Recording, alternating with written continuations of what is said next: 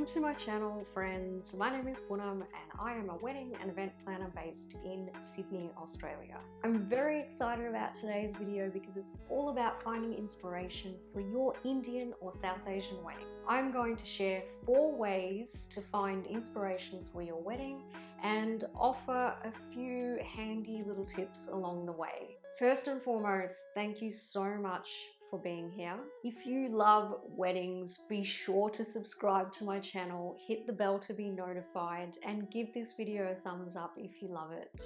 Over the past few weeks, I've done a little bit of research for you. I decided to highlight a few key wedding trends which I am noticing with brides, grooms, or anyone getting married for that matter when it comes to researching ideas for their upcoming weddings. Now, when it comes to finding inspiration and planning your wedding, I find that it's really important to be able to express yourself in a fun and stylish way. Which is why whenever I speak to a couple, or actually before I speak to a couple, I always ask them to share their inspiration with me.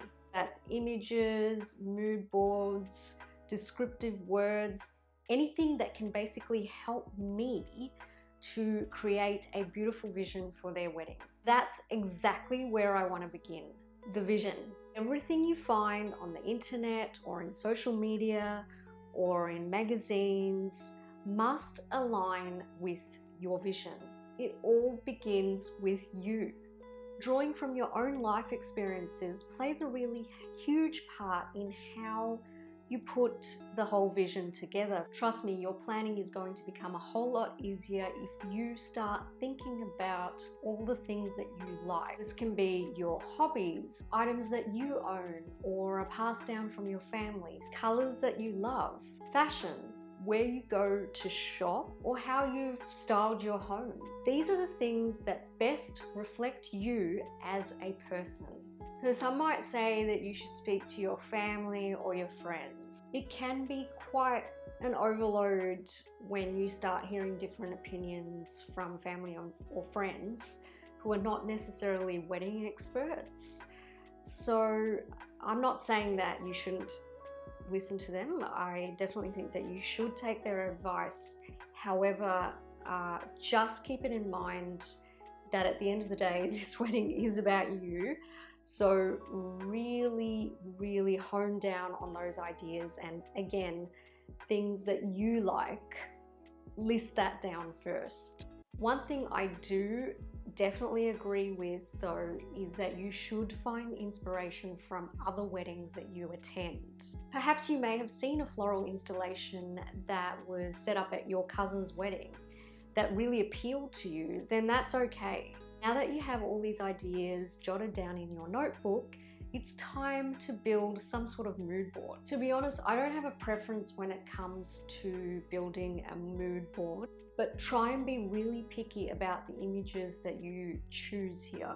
I've said this before, magazines are great. Then there's the internet, social media, blogs, Pinterest. Bear in mind that your priorities may change over time, especially if you start looking at multiple platforms or multiple websites or multiple magazines for that matter. So different places can overwhelm you. This is where I say stop the scroll hole and stay on track. List the priorities and then the process becomes a whole lot smoother. If you ask me, Pinterest is the best place to find inspiration because it is essentially a search engine. It also kind of acts like an organizational tool because you can use specific terms to organize the boards. Each board can have their own individual categories. So say for example, you have one called flowers.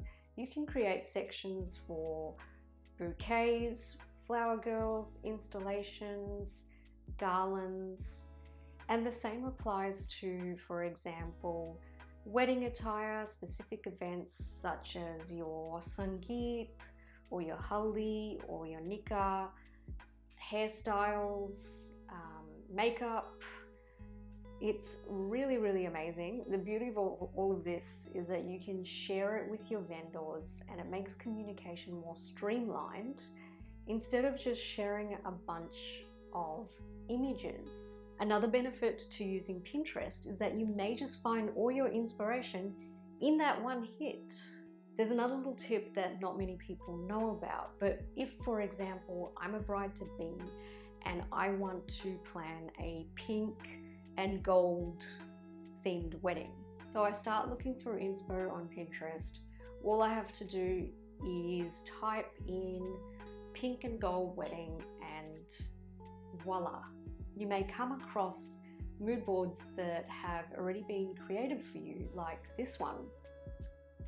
Then of course there are your good old-fashioned wedding blogs. One of my favorites is the knot. There are tools within the knot which allow you to discover your wedding style, which is pretty amazing. I'm also seeing a lot of couples just sticking to Instagram to find their wedding inspiration. Similar to Pinterest, you can now create categories within the Instagram app. So if you're having an in-person meeting with your vendors, this is great because you can just open your app and show these vision boards with your vendors in person. You can also use hashtags in the Instagram app. Loads of images are going to pop up from vendors from all over the world. Point number 3 is the great outdoors. Believe it or not though, just by taking a breath of fresh air, going out for a walk, sitting outside in your garden or balcony or whatever you can do if you are in lockdown, will get your creative juices flowing. Here in Australia, we're coming into spring, which is really exciting. So it's starting to get pretty warm. So I'm starting to see a lot of vibrant, colorful flowers in full bloom right now, such as your cherry blossom trees. And I've also seen the magnolia trees, which are stunning. They're coming pink, white. Really, really beautiful time to go outside, take a walk, and gather loads of inspiration for your upcoming wedding. It's also a really good opportunity to decide if this is the season that you want to get married in. Is this the right time for you and your partner? Of course, involve your partner in this conversation. Sadly, it is a little bit tough right now to determine which season you will get married in because, of course, a lot of couples have had to postpone their wedding. But that's okay because trends are shifting. Previously, the time of the year would have some bearing on your wedding. You can get away with using dark and moody tones and textures and colors in your spring and summer wedding. Nature is such a great way to gather inspiration and simultaneously clear your head. Just don't forget to use your mobile phone to capture these images or videos and save them into a folder on your phone. These days, all the phones, whether it's Android or iPhone, have also got amazing features within their photo album apps where you can create categories in there too. Last but not least, I always encourage you to speak to your suppliers. If you have booked in a wedding planner, then a lot of the hard work is already done for you. A wedding planner works with a design team to interpret your vision clearly. However, other amazing suppliers who can help you are florists, stylists, designers, even your dress designer might be able to help you too. Florists and stylists in particular have an incredible portfolio to share with you. They'll assist you with choosing your style-related items, props, flowers, anything that works with your personality and, of course, more importantly, your budget. My favorite thing about working with an expert florist is that they know what flowers are going to be in season. Nowadays, they can also help you if your wedding has been postponed. You may be surprised, but there are other suppliers who can also help you. I know a lovely cake maker who includes a design service as well as helping you choose the cake of your dreams. So she'll ask her couples about the vision or their ideas for their wedding, and she'll put a little mood board together, and that includes the cake, of course, that she's making and designing. And then she'll present the design of the cake.